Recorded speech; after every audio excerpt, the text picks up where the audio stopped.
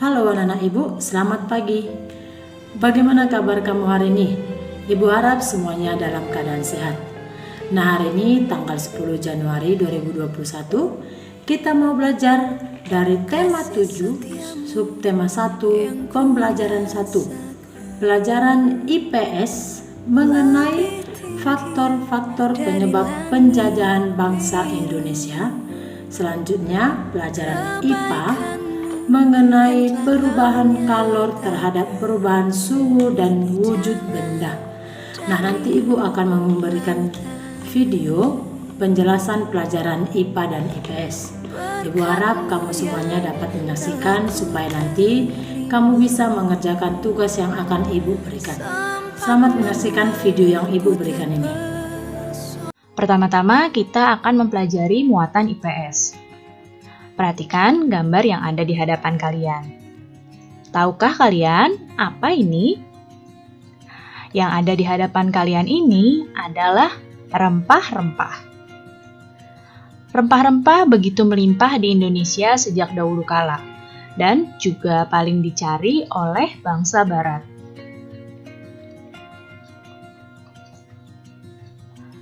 Rempah-rempah itu memiliki banyak manfaat, yaitu digunakan sebagai penyedap masakan, pengawet makanan, obat-obatan, dan penghangat tubuh. Oleh karena itu, bangsa Barat sangat mencari rempah-rempah. Akan tetapi, rempah-rempah tidak dapat tumbuh di Eropa karena perbedaan kondisi alam, dan rempah-rempah banyaknya tumbuh di Indonesia.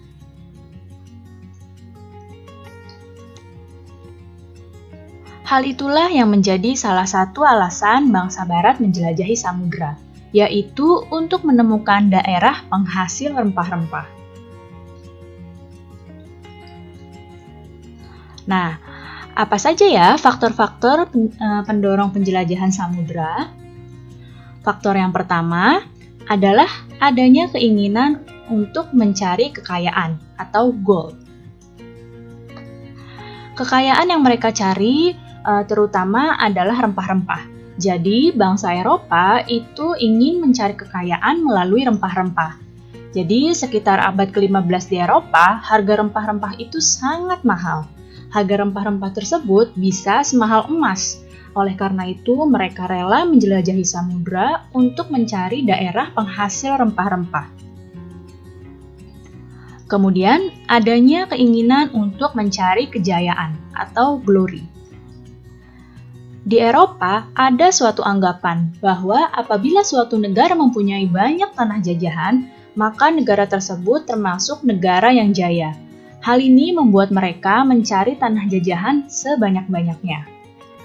Dan faktor lain yang mendorong penjelajahan samudra adalah adanya keinginan untuk menyebarkan agama atau gospel. Bangsa Eropa juga membawa misi yaitu menyebarkan agama kepada penduduk daerah yang dikuasainya. Tujuan mereka ini dianggap sebagai tugas suci yang harus dilaksanakan ke seluruh dunia. Jadi ada 3 faktor utama pendorong penjelajahan samudra bangsa Eropa, yaitu mencari kekayaan, kemudian mencari kejayaan, dan menyebarkan agama. Nah, sekarang kita akan membahas kedatangan bangsa Eropa di Indonesia. Bangsa Eropa yang pertama datang di Indonesia adalah bangsa Portugis. Nah, bangsa Portugis ini datang pada tahun 1511 di Ternate atau di daerah Malaka. Tujuannya adalah mencari keuntungan yang besar dari perdagangan rempah-rempah. Nah, ketika Portugis datang, lalu datanglah bangsa Spanyol. Lalu terjadilah persaingan dagang dengan Spanyol. Nah, persaingan dagang dengan Spanyol ini berakhir melalui perjanjian Saragossa yang membuat Spanyol meninggalkan Maluku. Awalnya, kedatangan bangsa Portugis disambut dengan baik, akan tetapi akhirnya terjadi perlawanan oleh rakyat. Setelah bangsa Portugis, baru datanglah bangsa Spanyol. Nah, bangsa Spanyol datang pada tahun 1521 di Maluku. Tujuan bangsa Spanyol datang yaitu mencari kekayaan dengan berdagang rempah-rempah. Hampir sama ya dengan bangsa Portugis. Nah, Awalnya sama, bangsa Spanyol juga diterima dengan baik oleh masyarakat. Akan tetapi, lama-kelamaan terjadi perlawanan oleh rakyat. Dan akhirnya bangsa Spanyol terusir dari Maluku melalui perjanjian Saragossa. Selanjutnya, bangsa Eropa yang datang ke Indonesia adalah bangsa Belanda. Nah, Belanda pertama datang pada tahun 1596 di Banten. Tujuan Belanda datang sama adalah untuk berdagang rempah-rempah. Akan tetapi Belanda memiliki keinginan untuk menguasai perdagangan rempah-rempah tersebut. Dan Belanda pun membentuk VOC atau Perserikatan Dagang Belanda untuk memonopoli perdagangan rempah-rempah. Nah, awalnya kedatangan Belanda itu diterima dengan baik. Namun lama-kelamaan Belanda bersikap semena-mena dan timbullah perlawanan oleh rakyat. Nah, tahukah kalian apa ini? Ini adalah cengkeh. Cengkeh ini merupakan salah satu rempah-rempah yang dahulu sangat dicari oleh bangsa Eropa. Nah, coba kalian perhatikan. Berdasarkan wujudnya, benda itu kan dibagi menjadi benda padat, cair, dan gas. Kalian perhatikan gambar cengkeh ini. Tahukah kamu, cengkeh ini termasuk benda yang mana ya? Padat, cair, atau gas? Ya, cengkeh ini termasuk benda padat. Jadi, benda berdasarkan wujudnya itu terbagi menjadi benda padat, benda cair, dan benda gas. Sekarang kita akan belajar muatan IPA. Benda padat. Ciri-ciri dari benda padat yang pertama yaitu memiliki bentuk dan volume yang tetap dan tidak mengikuti bentuk wadahnya. Kemudian, ciri-ciri benda padat berikutnya itu dapat diraba dan dipegang. Nah, yang ketiga, bentuknya dapat diubah dengan beberapa perlakuan, seperti diberi panas, diberi tekanan tinggi, atau diberi perlakuan fisik seperti digunting, ditekan, dilipat, atau disobek. Sekarang coba lihat contoh benda padat berikut ini. Nah, di sini ada bermacam-macam benda padat. Ada meja, ada lemari penyimpan, kursi, ada pensil, sarung tangan, selimut, buku. Nah, di sini benda-benda padat ini jika ditaruh maka bentuknya tidak akan berubah dan tidak akan mengikuti pula wadahnya. Semua benda padat ini dapat diraba dan dapat dipegang. Dan benda-benda ini bisa berubah bentuknya kalau misalnya diberi panas, diberi tekanan tinggi. Kemudian tadi ya, digunting, ditekan, dilipat, disobek baru bisa berubah. Tapi kalau tidak diberi perlakuan tertentu, benda padat ini bentuknya akan tetap seperti ini.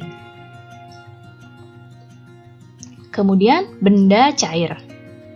Ciri-ciri benda cair yang pertama, memiliki bentuk yang berubah-ubah sesuai dengan bentuk wadahnya.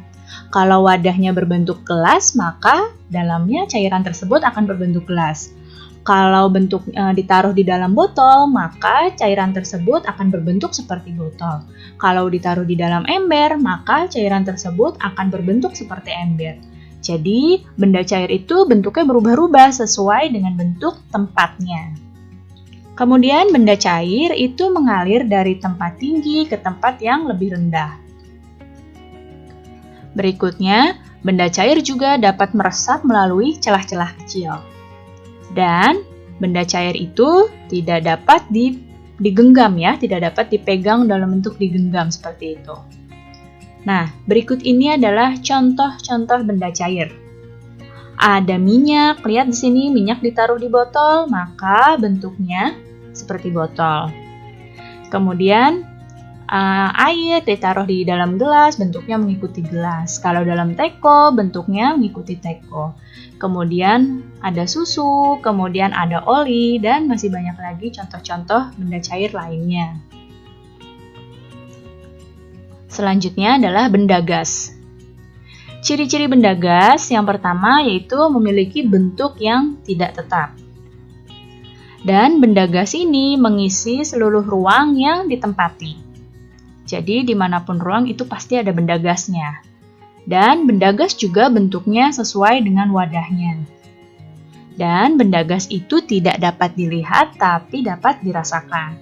Nah, di sekitar kita ini ada udara, tapi kita bisa bernafas, tapi kita tidak bisa melihat udara tersebut, namun kita bisa merasakannya. Buktinya kita bisa tetap bernafas. Apa saja contoh-contoh benda gas? Nah, bisa kalian lihat di sini, contoh benda gas ini ada asap, ya, kemudian ada udara, kemudian ada udara yang di dalam balon, dan ada gas yang di dalam tabung gas.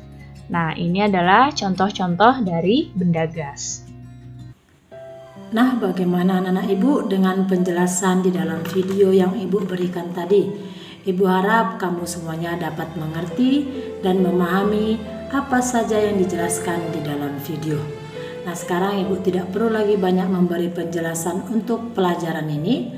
Hanya Ibu mau memberikan kamu tugas yang Ibu ambil dari buku paket kita, buku tema 7, subtema 1, pembelajaran 1. Nah, untuk tugas kamu IPS, Ibu ambil pada halaman 4 bagian atas. Nah, kamu lihat di situ ada menjawab pertanyaan dari 1 sampai 5. Nah, kamu jawab pertanyaan itu. Sebelum kamu menjawabnya, kamu baca dulu teks dari halaman 3 yang berjudul Datangnya Bangsa Barat ke Indonesia. Selesai kamu membaca teks tersebut, lalu kamu bisa menjawab pertanyaan dari halaman 4 itu. Nah, itu saja tugas kamu untuk pelajaran IPS. Nah, selanjutnya untuk pelajaran IPA, tugas kamu Ibu ambil pada halaman 6 bagian bagian atas. Nah, kamu lihat bagian atas. Di situ kamu hanya memberi tanda centang atau checklist pada kotak jika kamu telah bisa melakukannya dengan baik. Nah, maksudnya di situ ada pernyataan, kamu baca pernyataannya dulu. Setelah kamu membacanya, pahami apakah kamu pernah melakukan atau sudah bisa melakukan dengan baik pernyataan tersebut. Kalau memang kamu sudah bisa melakukan pernyataan tersebut, kamu beri tanda checklist. Kalau belum bisa, kamu beri tanda silang. Itu saja tugas kamu untuk di pembelajaran IPA. Nah, Ibu harap kamu semuanya bisa mengerti dan memahami apa saja yang Ibu berikan tugas kamu di pembelajaran 1 ini pada hari Rabu, tanggal 10 Januari 2021. Tetap semangat belajar di rumah, jaga kesehatan kamu. Terima kasih.